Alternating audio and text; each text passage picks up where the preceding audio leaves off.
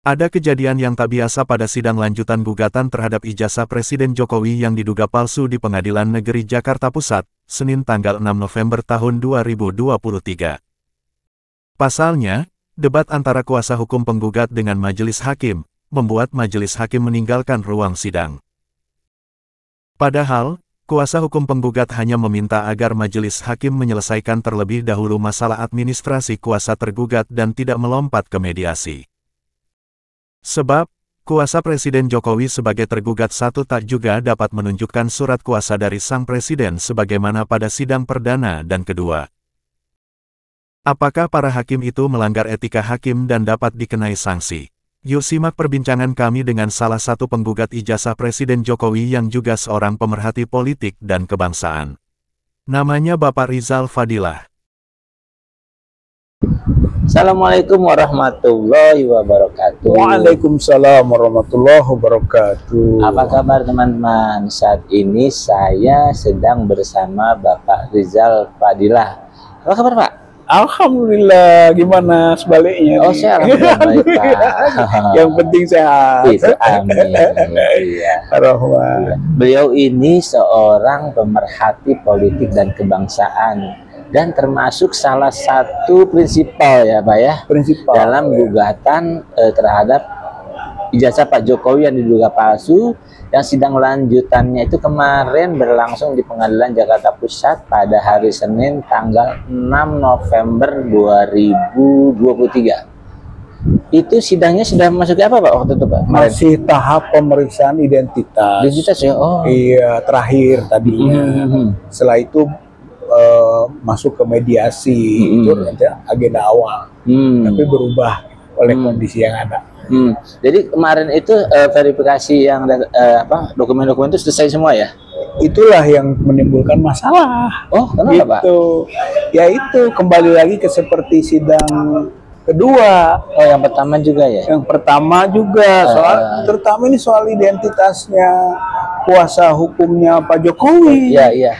Di sidang pertama dan kedua itu kuasanya dari Pak Jokowi itu tidak membawa surat kuasa ya Pak ya, hanya membawa surat tugas. Surat tugas. Yang kedua itu ada surat kuasa substitusi, tapi nggak ada surat kuasa asal. Bagaimana substitusi asal nggak ada? Betul, gitu. betul kayak orang nggak ngerti hukum ya Pak kayak nggak ngerti hukum. Padahal lembaga yang namanya lembaga negara, tapi apalagi kepresidenan seharusnya paham banget.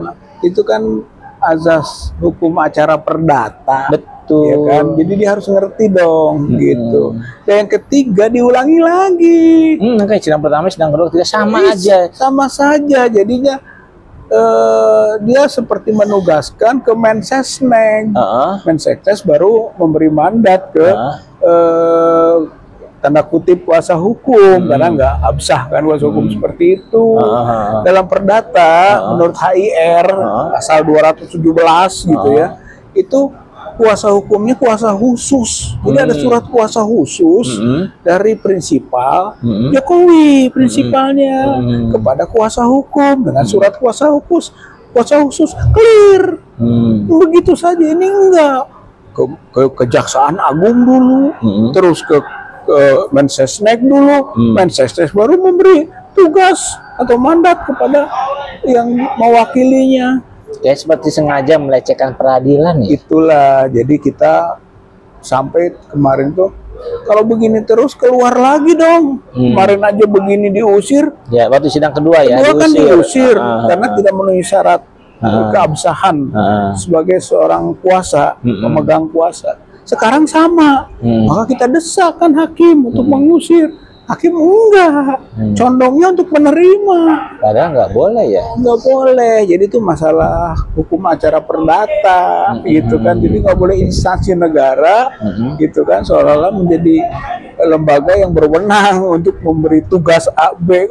Ini ya yang digugat Jokowi, kasusnya ijazah palsu. Ijazah itu melekat dengan pribadi, privat loh. Sama dengan KTP. Gitu. Jadi nggak bisa KTP atau ijazah dihubungkan dengan instansi privat ini. Jadi walaupun kita menyebut Presiden Jokowi, tapi Jokowi sebagai presiden yang dia punya ijazah, ijazahnya dipertanyakan. Dan yang menarik itu kemarin tuh hakim itu malah keluar dari ruang sidang. Nah, itu jarang sekali terjadi ya Pak ya. Baru terjadi makanya. Dan sejarah hukum terburuk. Sebetulnya Gitu kalau kan, menurut analisa Bapak itu kenapa kok hakim itu bisa orang-orang kabur lah dari sidang ya? Iya, sebenarnya kelihatannya nggak mampu mengendalikan. Ya. Mengendalikan. Ya, hakim itu harus bisa membuat wibawa persidangan. Boleh dia mengusir kok, minta kepada aparat, usir tuh yang gaduh, usir yang tidak tertib, supaya tertib persidangan. Dia nggak bisa, karena kita sudah bisa mengambil kesimpulan ini peradilan rakyat, Pak, gitu. Rakyat itu melihat, rakyat menilai di ruang pengunjung sidang itu manifestasi dari kemauan dan aspirasi rakyat, gitu, sehingga hakim ragu untuk melakukan tindakan-tindakan seperti itu yang harusnya biasa dia lakukan. Nah, oleh karena itu akhirnya perdebatan terus-menerus tidak bisa diselesaikan. Dia mencoba untuk melompat. Udahlah begitu, langsung saja kita mediasi, gitu kan. Berikutnya, nanti kalau ada keberatan, silahkan keberatan disampaikan ke mediator, gitu kan, tentang legal standing misalnya yang Pak Jokowi itu. Ya, tapi kita bilang sebelum mediasi itu selesai dulu di sini. Nggak bisa lompat langsung. Iya kan, sah nggak nanti yang mewakili Pak Jokowinya di mediasi? Bagaimana? Jangan-jangan nanti dibatalkan lagi karena tidak sah dia. Maka selesai. Nah, disitulah kelihatan hakim nggak bisa mengendalikan persidangan dengan baik. Tiba-tiba dia ketok kabur aja. Ya akhirnya kita bilang, ini mau gimana ke depannya? Itu yang Ya memang kalau saya ikuti sidang pertama, yang kedua gitu ya Pak, kan memang pengunjung sidangnya riuh banget ya. Iya. Dan cenderung memang sebetulnya kalau kita mengikuti aturan tata cara di persidangan nggak boleh sebetulnya. Iya kan? Iya.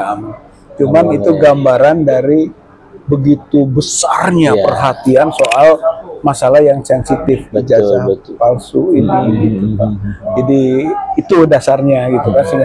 Kemarin juga ada keriuhan, tapi masih terkendali. Yang di sidang pertama, kedua ya.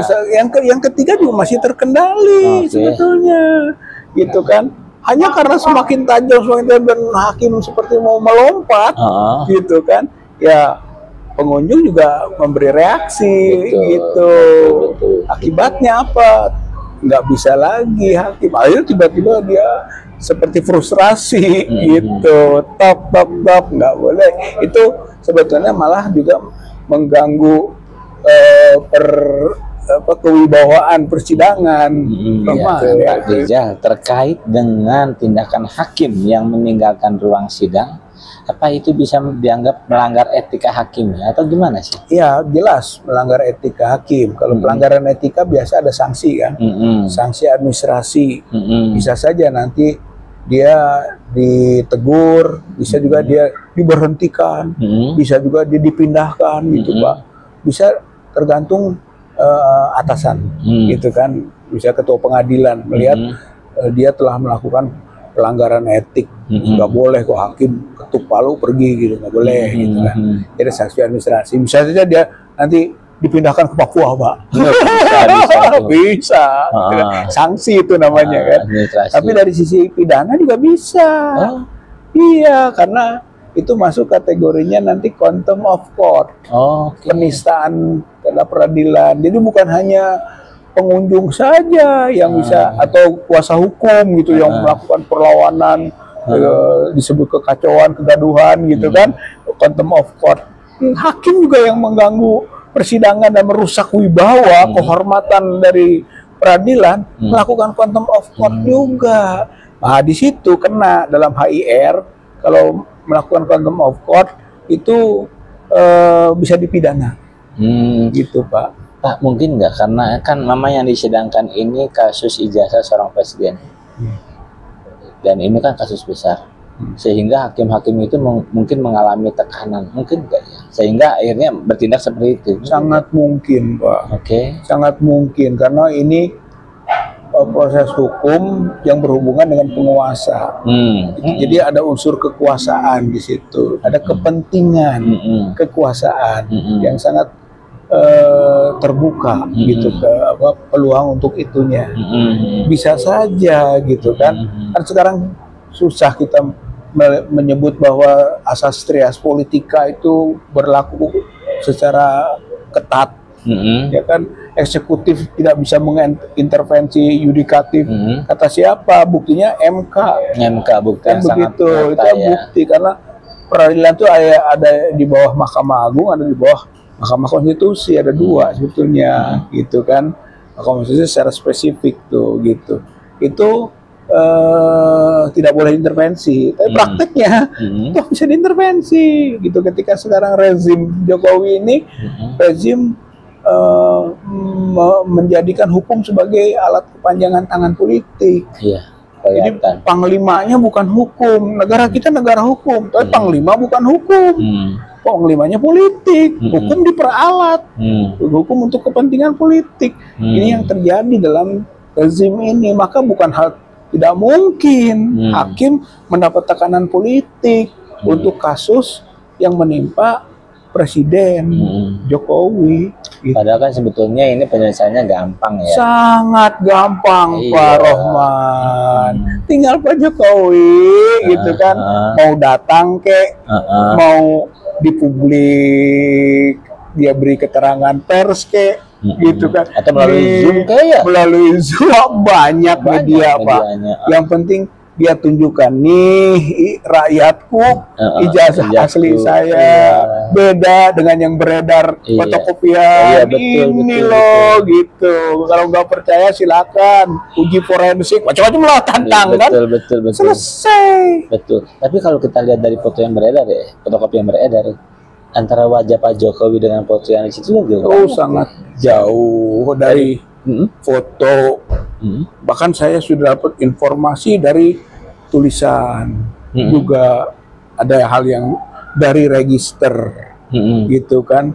Jadi banyak kejanggalan-kejanggalannya, gitu dari yang beredar. Jadi kalau yang beredar pakai kacamata kan nggak boleh katanya, kacamata kan, jadi foto lah gitu ya. Jadi kalau betul itu yang disebut saya punya loh asli, ternyata sama dengan yang beredar fotokopi. Diyakini itu pasti palsu. Makanya saya juga bingung ketika di foto ijazahnya kok pakai kacamata, padahal sebetulnya nggak boleh. Enggak. Jadi itu juga keanehan kan gitu. Nanti kalau lebih dalam lagi, kalau dia nanti, makanya persidangan perdata ini penting tadinya, dia tunjukkan nih saya adalah asli. Diteliti nanti yang disebut aslinya itu, gitu kan. Lihat kertasnya, kertas yang sama nggak dengan tahun 85. Itu ahli nanti tahu, dan kita akan hadirkan ahli. Gitu. Betul, bukti ini palsu, luar biasa. Luar biasa Pak Rohman. Saya kira semuanya jadi palsu. Benar, karena ketika dia mendaftar ke KPU mengikuti Pilpres 2019, karena ijazahnya palsu, maka itu tidak sah. Tidak sah, batal. Ketika dia terpilih pun sudah nggak sah. Kebijakan yang dia buat, kebijakannya juga tidak sah. Proyek tidak sah, jadi palsu semua. Ijazah palsu, presiden palsu, IKN palsu, kereta cepat palsu, gitu Pak. Nanti omnibus law palsu. Udah semuanya batal demi hukum. Dan nggak ada yang berlaku. Nggak ada yang berlaku. Ini dampaknya besar ini. Ya mungkin pertama dalam sejarah ya. Pertama dalam sejarah. Seorang presiden ijazahnya sufi. Makanya ini apakah ada penyakit mitomania? Mitomania itu seseorang yang melakukan kesalahan, kebohongan, tapi dia tidak merasa salah dan tidak merasa bohong. Itu ada penyakit namanya, mitomania. Nah, kita tidak berharap Presiden Jokowi kena penyakit itu. Ya, tapi kenapa kok sepertinya enteng gitu Pak, melakukan sesuatu yang menurut publik, wih ini sudah menyangkut aspek moralitas, etika gitu kan. Itu agama juga, religiusitas seseorang berpertanyakan jadinya Pak. Imbauan Bapaknya terhadap Pak Jokowi nih. Pak Jokowi gitu kan, tinggal Bapak sekarang mah bongkar lagi di lemari, cari itu ijazah di map yang hijau. Di bab hijau, oke. Di situ akan ketemu. Bawa itu gitu di pengadilan, mumpung ada pengadilan perdata sekarang. Mumpung ada kesempatan besar Pak Jokowi untuk tunjukkan di depan persidangan ini yang asli, beda dengan yang beredar. Misalnya fotokopian. Silahkan siapapun uji ini, begitu. Betul. Selesai. Jadilah seorang negarawan. Negarawan selesai Pak, dicabut gugatan. Betul. Bahkan mungkin jadi bagus citranya. Iya. Dan kalau misalnya ini terus begini, kemudian terbukti bahwa itu jasanya palsu, Pak Jokowi nggak mungkin bisa soft landing ya? Nggak bisa. Akan crash landing. Bang, kalau mau dibikin patung nanti ada patung The King of Liar. Itu memalukan sejarah. Memalukan di patung Madame Tussauds. Memalukan. The King of Liar in the world. Waduh. Jadi jangan sampai lah ya. Kalau itu kan udah kasih gelar BMUI itu ya, The King of Lip Service. Gitu kan ya, basa-basi lah. Jadi raja basa-basi. Sekarang liar, bohong. Kemarin Pak Amin bilang ini bukan big liar. Kan kita tuh Jokowi big liar. Ada itu apa tuh poster. Katanya itu bukan big liar, professional liar. Kata Pak Amin. Itu jadi udah profesional berbohong. Iya, kalau satu negara bisa dibohongin mah udah dewa bohongnya itu kali. Mudah-mudahan itu nggak benar. Mudah-mudahan nggak benar. Makanya caranya gampang sekarang. Ayo, gitu bawa ijazah asli, tunjukkan sudah selesai. Iya betul. Gitu. Nah teman-teman, semoga perbincangan saya dengan Pak Rizal Fadila ini bermanfaat buat teman-teman, dan buat teman-teman yang sampai sekarang gak masih menyanjung Jokowi, ya cobalah lebih kritis dikit. Nggak ada salahnya kita mengidolakan siapa, tapi kita harus mengambil teladan yang baik itu ya Pak. Betul Pak Rahmat, setuju. Iya Pak Rizal, makasih siap banget. Pak Rahmat, sama-sama Pak Rahmat ya. Lagi kita selanjutnya. Insya Allah. Nah teman-teman, kita ketemu pada podcast selanjutnya ya. Salam. Ya.